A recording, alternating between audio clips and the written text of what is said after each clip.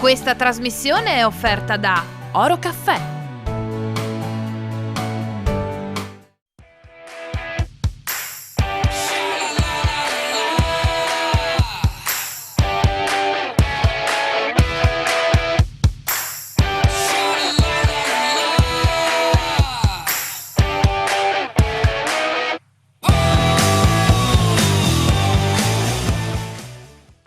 Recovery Plan, partita decisiva, cruciale per il futuro dell'Europa, dell'Italia, del Friuli Venezia Giulia. 191 miliardi di euro costituiscono una cifra enorme che dovrà essere ben spesa per il futuro del nostro continente, del nostro paese, della nostra regione. Per questo stiamo cercando di seguire passo dopo passo cosa sta avvenendo, cosa si sta decidendo. Lo abbiamo fatto 15 giorni fa, non lasciamo la presa, non molliamo la presa, andiamo avanti, grazie soprattutto all'assessore alle finanze del Friuli Venezia Giulia, Barbara Zilli, nostro quasi partner in questo percorso per illustrare il futuro, come saranno spesi questi soldi. Grazie Zilli per essere qui con noi, per aver accettato ancora una volta il nostro invito. Grazie a voi, grazie, buonasera a tutti i telespettatori.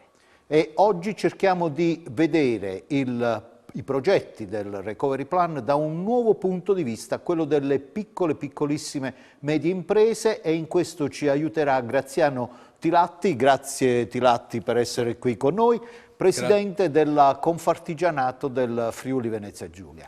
Zilli, ci siamo lasciati 15 giorni fa con un invito, un appello al Presidente del Consiglio regionale lanciato da lei e dal segretario regionale del PD, Cristiano Sciaurli. Il Consiglio si riunisca, ascolti tutti i portatori di interesse, tutte le forze politiche, perché il Friuli Venezia Giulia ritrovi la stessa solidarietà, la stessa spinta, la stessa motivazione che riuscì a fare di questa regione una regione modello dopo il terremoto del 76. Pochi giorni dopo la nostra trasmissione si è riunito il Consiglio regionale. Quali sono le novità che sono emerse rispetto a quello che avevamo detto?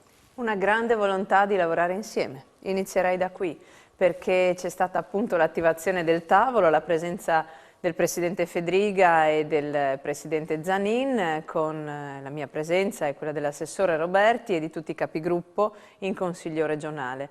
L'attenzione dimostrata dai consiglieri è stata alta, c'è la volontà di rendersi partecipe di un movimento che è quello che deve far rinascere la nostra regione dopo questa grandissima crisi. Un movimento di ascolto. Tilatti, secondo lei finora è stato sufficiente l'ascolto delle istituzioni rispetto alla voce delle categorie economiche?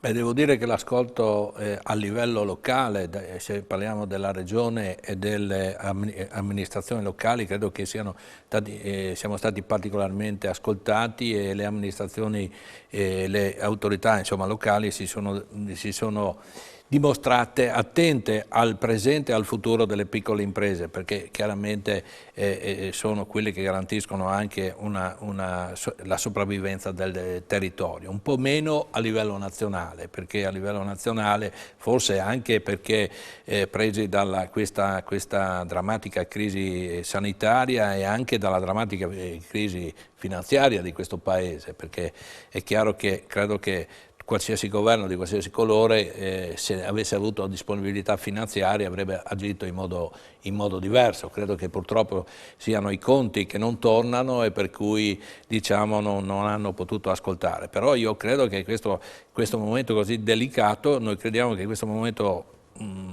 va affrontato insieme, come diceva prima l'assessore, ascoltando tutti, cercando le risorse, in particolare per i più deboli. Con un po' di fantasia, con una voglia, con determinazione, credo che potremo senz'altro uscire anche da questo drammatico momento. Scendiamo un po' nel dettaglio, Zilli. Lei ha annunciato la presentazione in giunta di questo programma, diciamo, nell'arco di una settimana. L'invio al governo delle proposte del Friuli Venezia Giulia per il Recovery Plan entro il 22-24 di aprile. Ma il 30 di aprile il governo italiano dovrà inviare la sua proposta all'Unione Europea. Non sono tempi troppo stretti?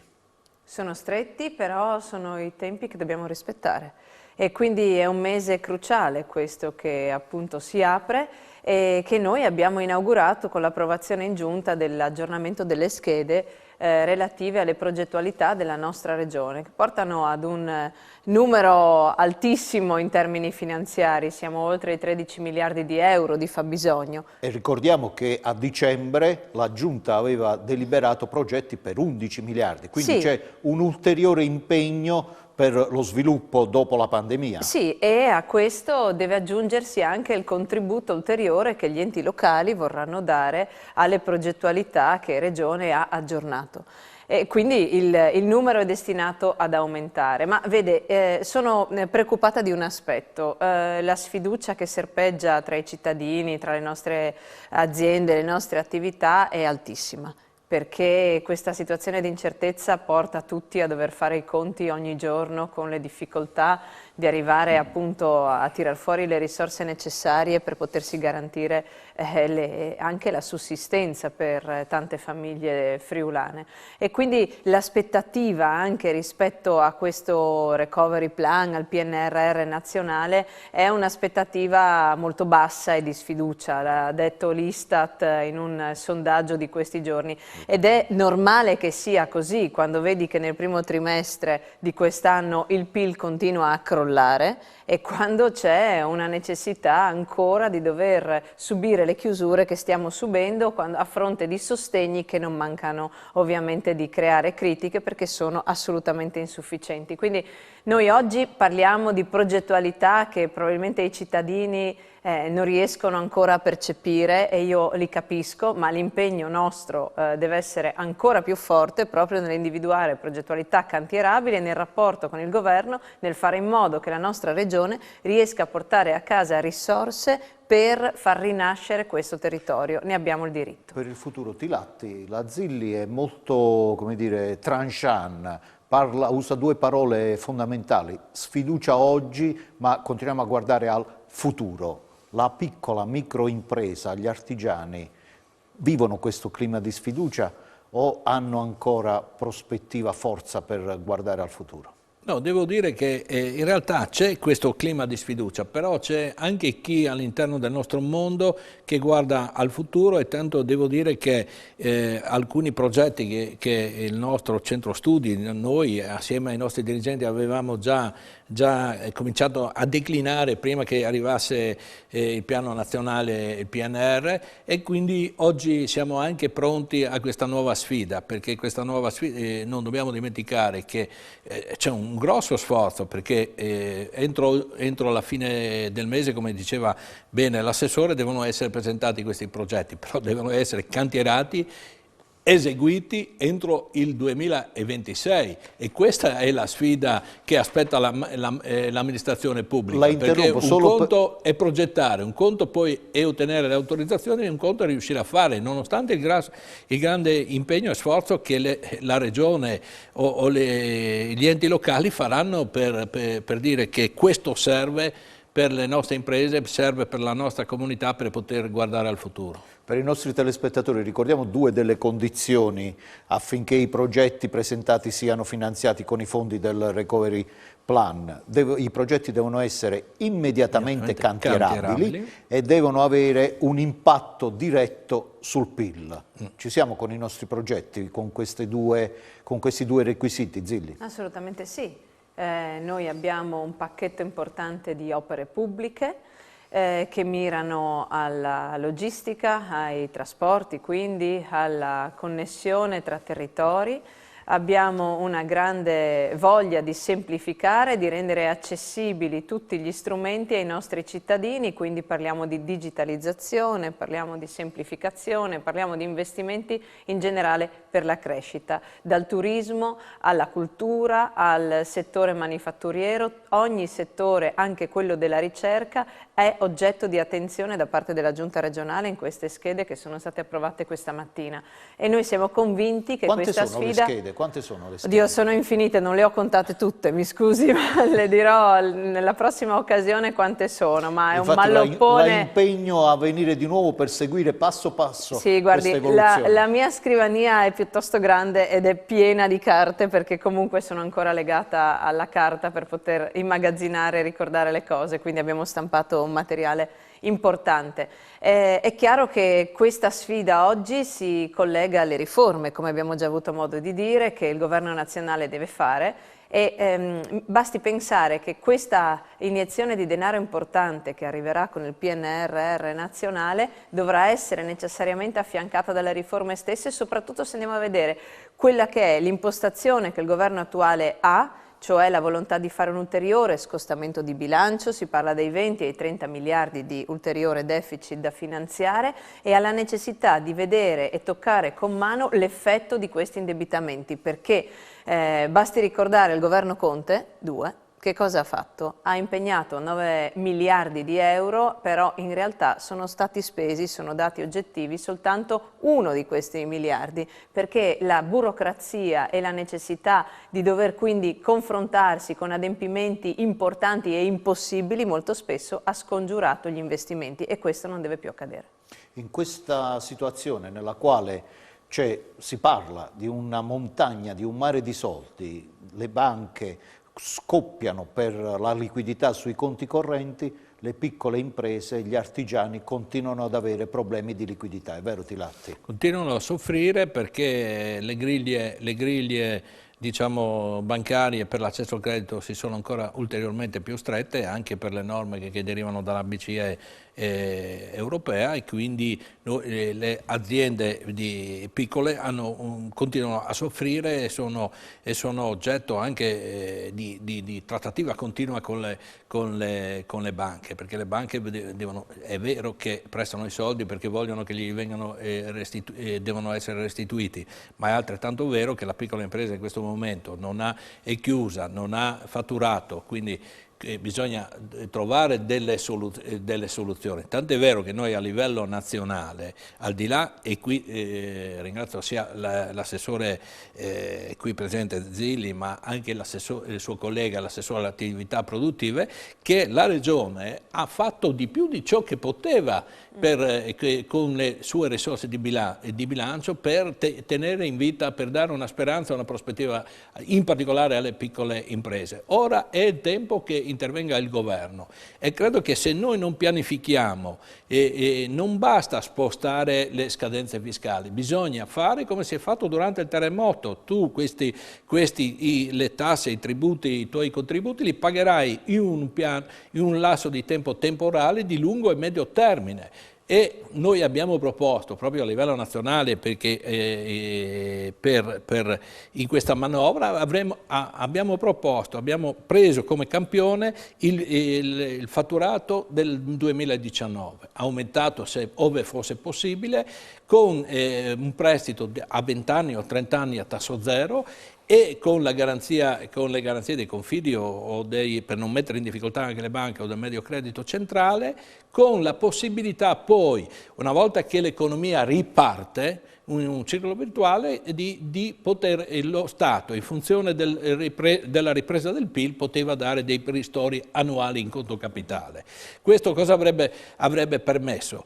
Con delega, cioè con un meccanismo, con delega alla banca, che queste risorse finanziarie vengano messe a disposizione per pagare i dipendenti, per pagare i tributi, per pagare i fornitori, gli affitti, in modo da rinnescare un circolo virtuoso. Allora questo cosa avrebbe consentito? Che le banche avevano la garanzia, non era debito dello Stato, e oggi lo Stato avrebbe avuto più possibilità di manovra. Ma l'avevamo proposto al governo Conte 2, che non ci ha nemmeno ascoltati su questa strada. Speriamo che adesso il governo Draghi, siccome lui è uno che di conti se ne intende, capisca questa necessità. Un filo rosso di questi incontri che stiamo cercando di organizzare è l'apprezzamento che le categorie economiche, le categorie produttive esprimono nei riguardi della Regione. Però dal dibattito in Consiglio regionale è emersa qualche criticità nei rapporti con il governo. State aspettando che si definisca il quadro all'interno del quale poi poter voi operare, corretto? Sì. Le regioni non possono e non devono essere escluse da questo percorso importante di riforma profonda del Paese, perché questo percorso rischierebbe di fallire. Le regioni sono gli attori principali, non soltanto perché conoscitori dei territori. Torniamo allo spirito del dopo terremoto. Ma sì, ma vede, è fondamentale poter fare una buona riforma, per farla, chiedo scusa, necessita di avere chi la mette in campo, e le regioni, le autonomie territoriali tutte, quindi anche gli enti locali, sono protagonisti di queste riforme. Ora, è vero che il governo Draghi ha la necessità di correre perché la scadenza è imminente, è una scadenza che non sarà prorogata, e quindi c'è la necessità di presentare un progetto ambizioso per questo Paese in tempi strettissimi, ma siamo convinti che sia necessario anche il coinvolgimento delle regioni. Quando il documento torna da Bruxelles va bene, purché le regioni e le autonomie territoriali tutte siano parte di questo progetto di riforma.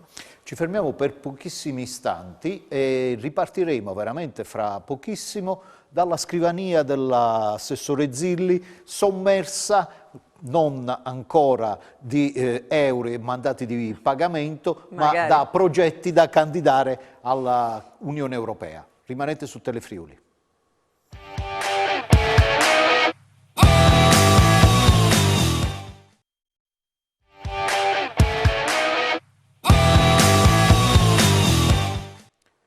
Recovery Plan e Economai FVG, ci siamo lasciati con l'immagine della scrivania dell'assessore alle finanze della Regione Friuli Venezia Giulia, Barbara Zilli, piena, sommersa di documenti, di progetti da candidare al finanziamento ai finanziamenti europei. Ricordiamo che sono 5 i driver individuati, 5 le linee di indirizzo individuate dalla Regione Friuli Venezia Giulia per la candidatura, per la selezione di questi progetti. Sono la digitalizzazione, secondo driver è l'intermodalità per lo sviluppo economico, il terzo il Green Deal e i sistemi produttivi, quarta linea di indirizzo il clima, quinta linea la salute. Assessore Zilli, in questa montagna di carte che è sulla sua scrivania, come queste 5 linee di indirizzo si inseriscono, si concretizzano in progetti?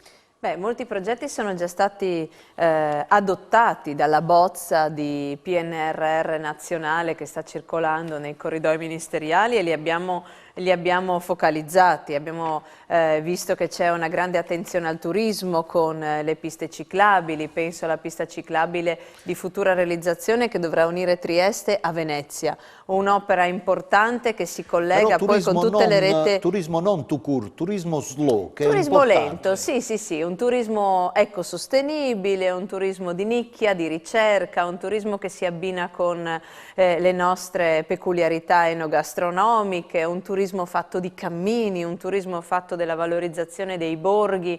Questo è ben focalizzato nelle schede relative appunto al turismo secondo il PNRR nazionale, e noi ci candidiamo ad essere tra i maggiori percettori di risorse, perché oltre alle indicazioni che le ho dato, che sono già contenute, la nostra storia è una storia di un territorio che è stato attraversato da grandi vie. Penso alla Francigena, penso al progetto della Romea, che oggi vedrà la nostra regione capofila con altre 5 regioni per la promozione di questo percorso, che non è soltanto religioso ma è culturale, storico, e dà grandissime opportunità di sviluppo per i nostri giovani che vogliono lavorare qui e quindi hanno occasioni di crescita professionale e lavorativa. La interrompo, occasione anche opportunità di sviluppo, di crescita, di valorizzazione anche per l'artigianato. Certo che in questi percorsi, diciamo, i veri attori, i veri driver sono il mondo dell'artigianato, perché anche all'interno di questi percorsi che riguardano il turismo non può che non trovare collocazione il mondo dell'artigianato. Ma vi state attrezzando, le botteghe artigiane, le imprese artigiane, si stanno attrezzando per cogliere queste opportunità? Come si stanno attrezzando? Noi diciamo, abbiamo iniziato, ecco, prima che l'ho accennato prima, che prima che uscisse questo piano noi avevamo fatto un'ipotesi di quello che poteva essere il nostro futuro, perché ci eravamo accorti che con questa crisi sanitaria e quindi conseguente crisi economica, molti mestieri, diciamo, non troveranno futuro. Quindi ci siamo posti in tema e abbiamo messo insieme alcuni progetti, ad esempio un progetto molto importante per noi che va nell'indirizzo del Green Deal, ma diciamo che porta con sé la formazione, la trasmissione degli antichi mestieri, la trasformazione al digitale e al green. L'abbiamo messo in piedi proprio a Udine assieme ad alcuni partner importanti nel recupero della seconda parte della caserma Usopo della Experimental City, no? Quindi questa proposta trova spazio sulla sua scrivania, Zilli? Assolutamente sì, perché uno dei driver del Recovery Plan è proprio la formazione dei nostri studenti e la formazione professionale. Non possiamo assolutamente rimanere indietro sotto questo aspetto e anzi dobbiamo fare in modo che ci siano collaborazioni strette con le associazioni di categoria, con il mondo quindi dell'artigianato e dell'industria per permettere iniezioni di risorse e fare in modo che i nostri lavoratori e i nostri studenti siano sempre all'avanguardia. Lo siamo già, siamo sicuramente sul podio a livello internazionale, ma non facciamo mai abbastanza e questo secondo noi deve essere una spinta per poter cogliere l'occasione e investire ancora di più. Io sono convinta che questo momento di discontinuità deve portare alla riscoperta di certi lavori, di certe attività che abbiamo perduto nel tempo e che credo, da figlia del terremoto, abbiamo perso anche per la fretta di andare verso il mondo dell'industria dopo il sisma del 76. Invece tornare lì è un motivo non soltanto di riscoperta delle proprie radici, ma anche di valorizzazione economica di questo territorio. Sono così vere le cose che state dicendo. Mi rifaccio ad una ricerca proprio dalla Confartigianato Nazionale pubblicata pochi giorni fa, pochissimi giorni fa, in cui veniva lanciato un allarme. Mancano non solo operai, ma tecnici, metalmeccanici, elettromeccanici, legno, carta, tessile, calzatura, edilizia, manutenzione degli edifici. Ma soprattutto, e qua faccio la domanda ad entrambi, dice Confartigianato Nazionale, mancano le competenze in 3 settori: green, settore digitale e il settore matematico-informatico. Zilli, gli ITS sono una soluzione? Sicuramente sì. Abbiamo eccellenze in questa regione, la volontà anche da parte della giunta regionale di continuare ad investire su anche questi driver. Anche attraverso il Recovery Plan? Anche attraverso il Recovery Plan, come dicevo, la formazione passa anche attraverso il veicolo dell'istruzione e quindi l'ITS è sicuramente una rappresentazione utile. Del resto i risultati che hanno questi ragazzi che frequentano gli ITS nel trovare un'occupazione in tempi strettissimi è sotto gli occhi di tutti. Abbiamo necessità di aumentare i numeri dei ragazzi che continuano questi percorsi formativi per poi essere immediatamente introdotti nel mercato del lavoro e ottenere per loro e per il sistema economico della regione dei vantaggi. Tilatti. Beh, dico, noi proprio tenendo conto di questo grido di allarme che fa il Confartigianato Nazionale, noi proprio sulle competenze avevamo scommesso molto, perché insieme a noi in questo famoso progetto c'è la Fondazione Malignani, ma c'è anche il Bearzi, che è un istituto dove le competenze meccatroniche, dove le competenze digitali sono molto declinate e sono all'avanguardia. Abbiamo messo insieme questi soggetti, li abbiamo messi all'interno anche di un coworking del mondo artigiano, dove metteremo a disposizione delle scolaresche, cioè partendo dalle scuole primarie, i laboratori degli antichi mestieri, ma anche quelli declinati al digitale, proprio per fare un percorso di formazione dalle primarie fino poi agli istituti tecnici superiori e poi poi, diciamo, poi la formazione. In questo progetto non c'è solo la formazione per i ragazzi, ma c'è anche una scuola superiore di formazione per i formatori, perché bisogna avere anche quelle competenze per poi trasmetterle. E credo la grande soddisfazione di aver riunito questo pool in questo grande progetto di rilievo internazionale, perché partner in questo progetto sono le città di Siviglia, Francoforte e una città del Belgio, oltre che la città di Udine, e ci ha messo veramente. Abbiamo capito che anche il mondo artigiano è molto veloce nel capire qual è il suo futuro. Alla sua soddisfazione posso associare la mia, perché io sono stato veramente, mi sento soddisfatto di questo progetto, perché quando abbiamo messo partner nostro, a parte i 2 istituti che sono importantissimi, ma c'è anche l'Ente Friuli nel Mondo che mette a disposizione tutto il suo archivio storico, ci sono il patronato degli artigiani che mette a disposizione, diciamo, si mette a disposizione il mondo dei pensionati per i giovani, e ci sono anche Confindustria, c'è Confartigianato e c'è anche Confapi. Quindi la città di Udine che ha accolto questo nostro invito, e spero che ci sarà sicuramente anche la Regione a fianco a noi, e questo progetto è progettato, è cantierabile, vorremmo rendicontarlo entro nel 2026. E qua l'assessore come si fa a dire di no? in diretta. Come faremo a dire di no, anzi. No, dicevo la mia soddisfazione perché i ragionamenti che abbiamo fatto la volta scorsa sul recovery plan, che possono sembrare così astratti e fuori dalla storia, avevamo parlato del recupero degli usi civici, dei beni demaniali inutilizzati come le caserme, oggi stiamo vedendo come si può declinare l'intervento del recovery plan in maniera concreta, con una prospettiva verso il futuro. Vediamo qualche altro progetto, per esempio nell'ambito delle infrastrutture.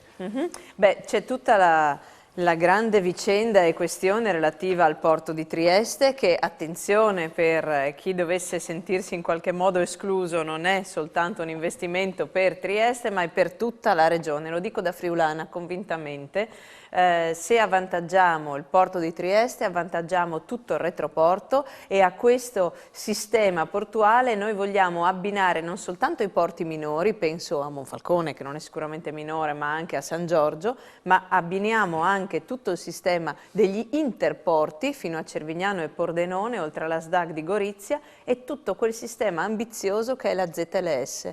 Noi siamo convinti che lo strumento delle zone logistiche semplificate, che è stato previsto a livello europeo e che è calato nella realtà con esempi in Veneto, con esempi in Lazio, e che anche nella nostra regione stiamo cercando di mettere a sistema, sia un'occasione per attrarre investimenti da fuori regione e per rendere più agevole e snello quindi il percorso delle aziende che intendono in quest'area insediarsi. La sfida è fare in modo che il perimetro di operatività di questa zona logistica semplificata vada a coinvolgere anche il Friuli, perché tutta l'area fino a raggiungere Udine e Osoppo, dove c'è l'attività produttiva del nostro Friuli, non può rimanere fuori da questo grande processo. Lei ha parlato di porto, interporto, io aggiungo un altro elemento, una parola: ferrovie, perché ricordiamo che il sistema portuale della nostra regione, non solo il porto di Trieste, l'intero sistema portuale è uno dei meglio attrezzati in Italia per quanto riguarda l'intermodalità, il trasferimento delle merci dalle navi alla ferrovia e quindi ai luoghi di destinazione. Esatto, e qui ovviamente la nostra regione è il corridoio per arrivare in centro Europa. Abbiamo già fatto passi da gigante con il trasporto su rotaia rispetto al passato. L'immagine e il progetto Udine 2050 può incarnare assolutamente anche un ulteriore sviluppo di questa necessità, che è quella di fare in modo che le merci viaggino il più possibile su rotaia invece che su gomma. Tilatti, le piccole e medie imprese, le imprese artigiane sfruttano questa opportunità di trasferimento delle merci intermodale? Che cosa blocca? Che cosa ha bloccato finora l'uso di questo sistema? No, diciamo che anche nel trasferimento delle merci fino adesso si è privilegiato sempre la gomma, e oggi è arrivato il momento di sfruttare anche la ferrovia anche con le zone, come diceva l'assessore, diciamo questi interporti dove si possono trovare allocazione. Ma in queste zone logistiche semplificate credo che diventino anche il luogo dove alcune merci in transito possono essere fermate a fare delle lavorazioni. Questo è il passaggio fondamentale. Se mi permette, ma questo sembrerebbe una semplificazione, ma le merci e le persone, perché diciamo sono due elementi dell'internazionalizzazione. Un nostro vecchio dirigente dice che bisogna che le merci devono andare via veloci, ma dobbiamo fare qualche lavorazione anche noi, e le persone vanno fermate perché lasciano qualcosa anche da noi. Intanto ci fermiamo noi per qualche istante, perché altrimenti veramente rischiamo di non poterci fermare. Rimanete su Telefriuli.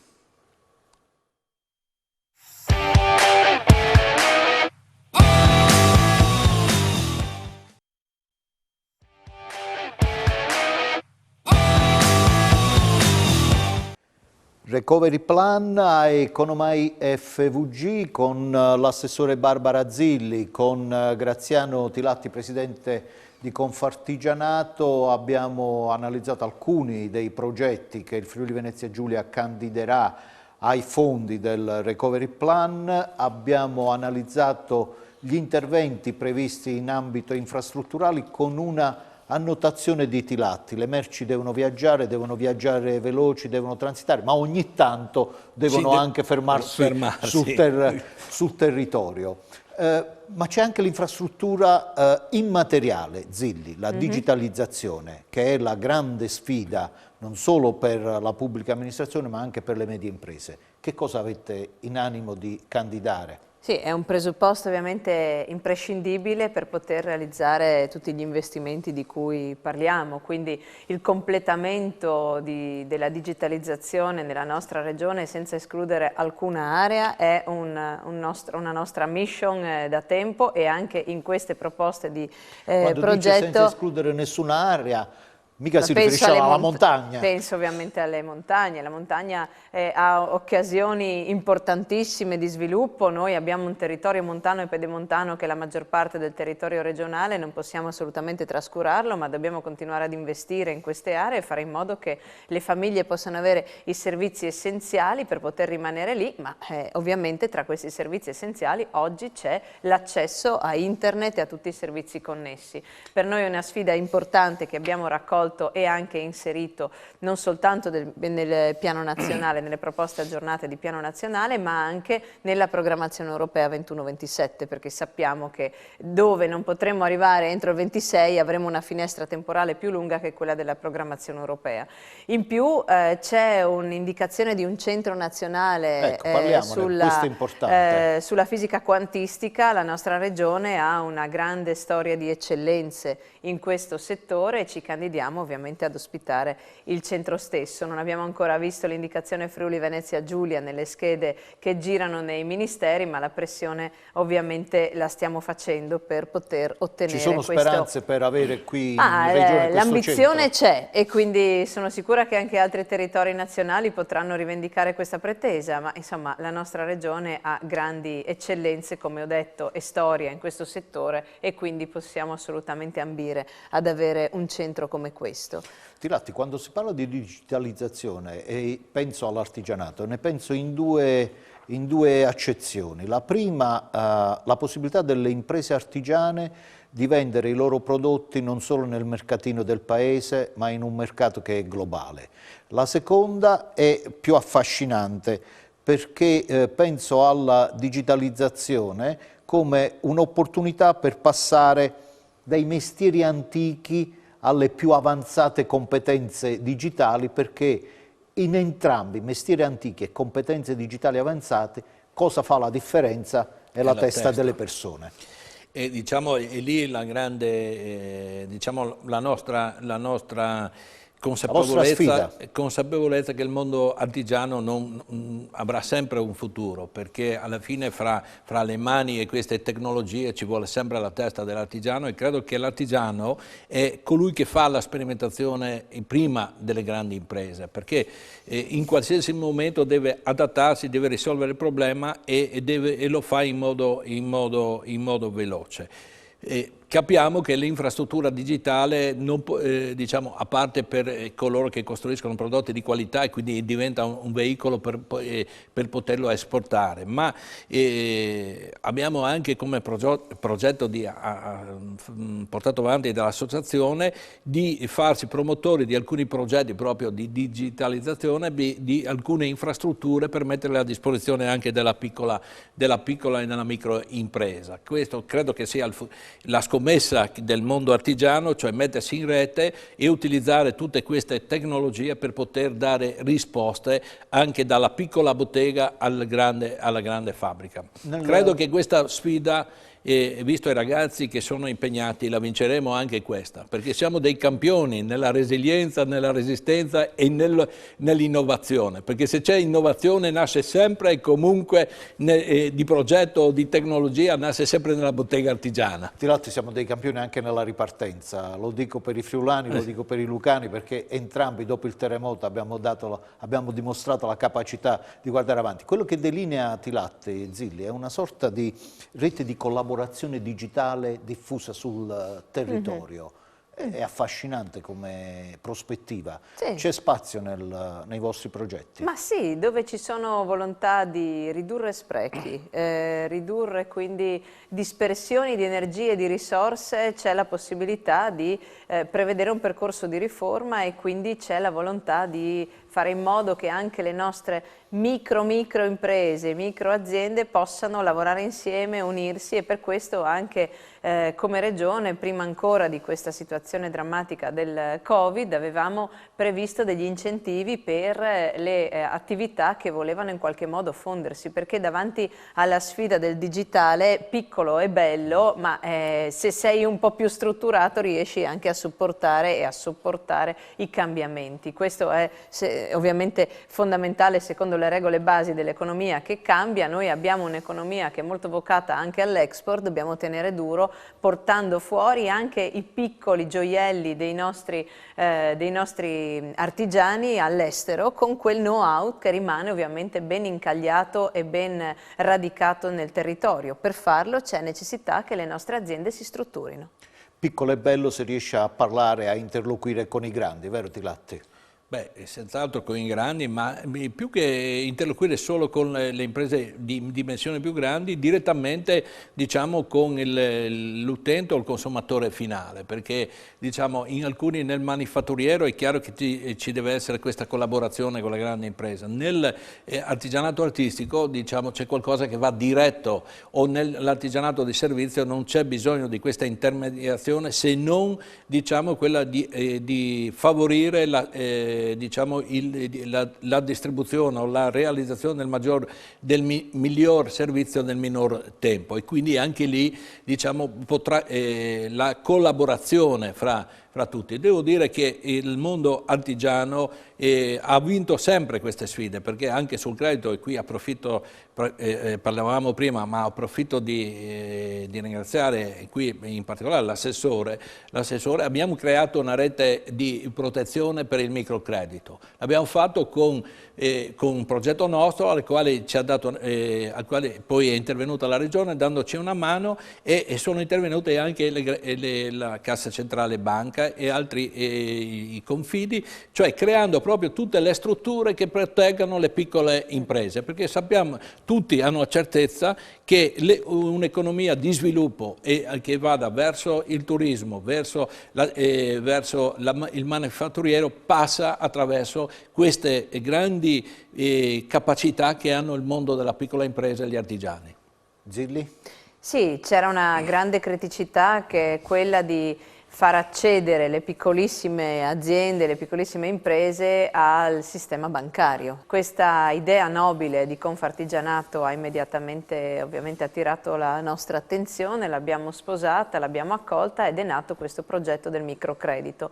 È necessario dare supporto, affiancamento a chi oggi è per me sempre un eroe. Chi ha una partita IVA merita che la politica si tolga il cappello davanti a lui e faccia tutto quello che serve. Non ci chiedevano e non ci chiederanno domani sussidi, ci chiedono soltanto semplificazioni e incentivi, strade per poter promuovere la loro attività, perché lo sappiamo, i friulani sono persone che lavorano e che non hanno bisogno dell'ausilio pubblico, ma l'ausilio pubblico serve per guardare lontano, per gettare le basi, per costruire nuove occasioni imprenditoriali. Brevissima pausa e ci ritroviamo fra pochissimi secondi ancora qui su Telefriuli per l'ultimo pezzo di analisi del Recovery Plan e le piccole e medie imprese, quello che è il legame con il territorio.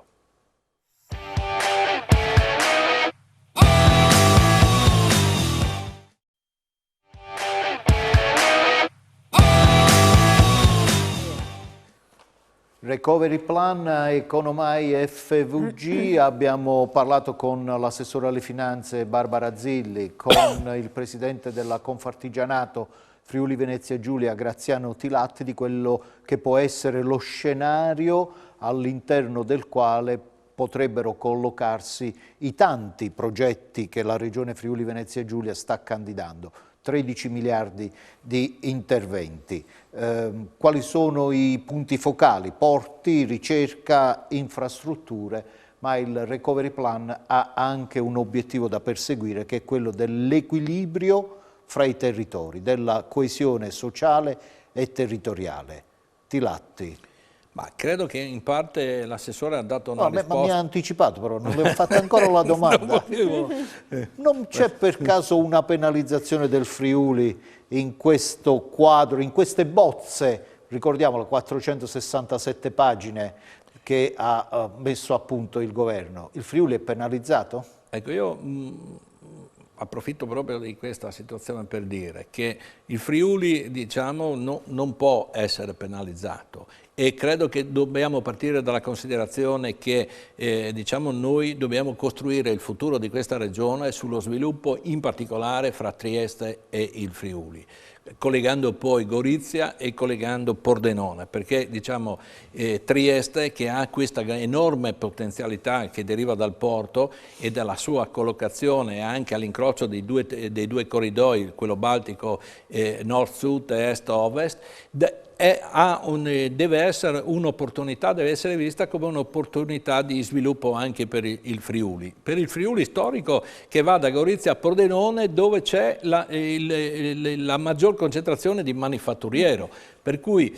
visto che l'abbiamo coinvolta, visto che è sommersa dalle carte, che poi lei viene da una zona Friuli storica, da Gemona, e quindi all'assessora diamo questo compito di far capire che non può essere, il Friuli non sarà penalizzato e che il suo sviluppo corre sull'asse nord-sud, e in questo momento una collaborazione forte fra Trieste e il Friuli storico. Quando parliamo di Friuli storico andiamo da Gorizia passando per Udine, Pordenone, non dimenticando la montagna che è una montagna che il Friuli si sviluppa su circa 90 km, 100 km, sei dalla montagna al mare. Quindi siamo 1.220.000 abitanti, credo che il nostro destino, il nostro futuro si gioca nella collaborazione. Ma tolto la domanda, un assessore di Gemona può consentire che il Friuli storico, come lo definisce Tilatti, possa essere penalizzato o anche solo emarginato in una partita così importante, così cruciale per il futuro? Vede, non sta a me consentirlo o meno, è chiaro che la mia posizione personale è evidente a tutti.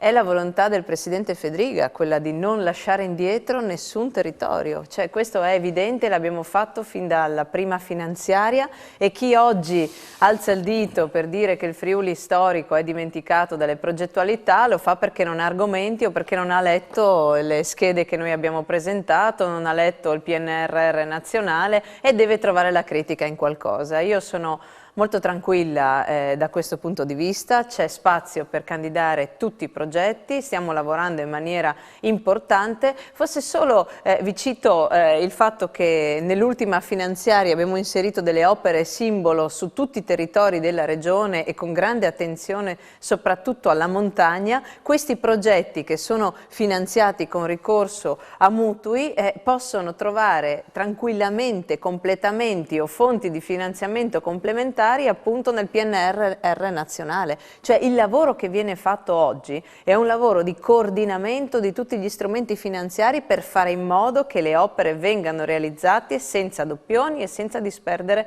risorse.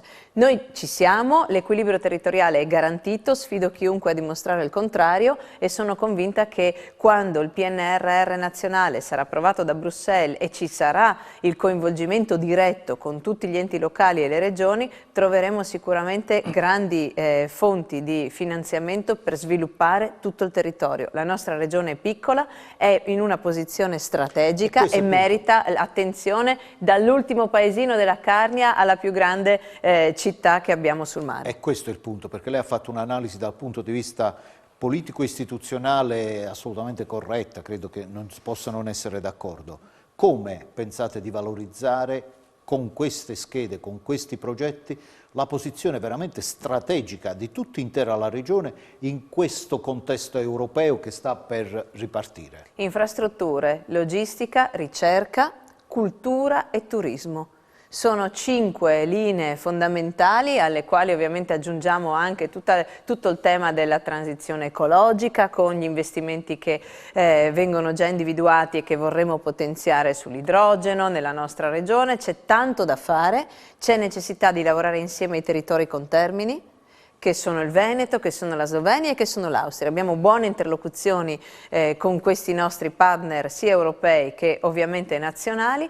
C'è la necessità di fare squadra per portare avanti un territorio che è quello che ha sempre trainato l'Italia dal punto di vista economico e che oggi è nel cuore dell'Europa. Piccole, piccolissime imprese riusciranno a cogliere le opportunità di questi driver, di queste linee di indirizzo che la regione ha messo a punto? Ma senz'altro noi sapremo cogliere queste opportunità e saremo anche protagonisti, perché in che modo? In alcuni settori, nella transizione, parliamo della transizione anche ecologica, nella rigenerazione del patrimonio, perché non può passare che per le imprese che hanno vissuto, che vivono il territorio e che hanno molta attenzione per questi 5 driver che l'assessore ha portato, anche perché su questi progetti il nostro centro studi è da più di un anno che ci stiamo ragionando che cosa succederà, cioè subito dopo dall'estate scorsa, cosa succederà a questa regione. Abbiamo cominciato a interrogarci e cosa succederà alle nostre categorie, perché alcuni mestieri non esisteranno, come decliniamo, come ci collochiamo.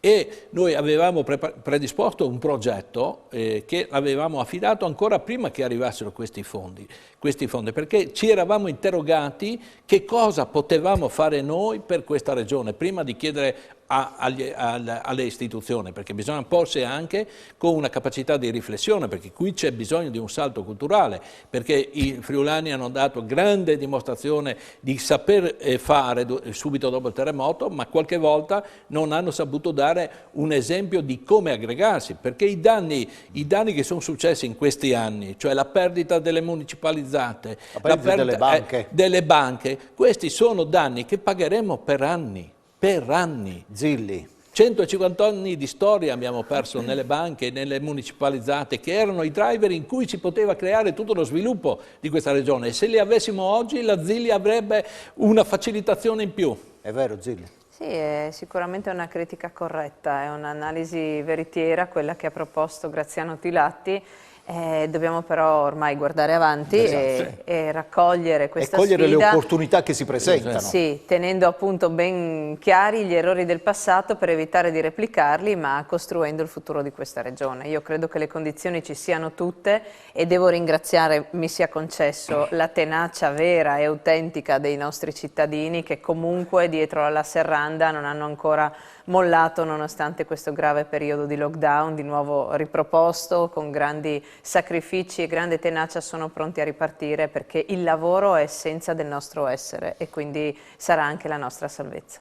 Lo faremo però in tempi brevissimi, Zilli, perché ricordiamo le scadenze, i progetti andranno a Roma fra il 22 e il 24 aprile, il 30 di aprile i progetti italiani saranno candidati all'Unione Europea. Impegniamo già l'assessore Zilli ad un'analisi ai primi di maggio per vedere quanto delle cose che ci siamo raccontati qui, che voi state cercando di mettere insieme, metterete sicuramente insieme a livello istituzionale con il Consiglio regionale, con la Giunta regionale, con le categorie economiche e con gli altri soggetti sociali, quanto di tutto questo sarà recepito nel Recovery Plan nazionale che sarà inviato a Bruxelles. Grazie a Zilli, grazie a Tilatti e al prossimo appuntamento.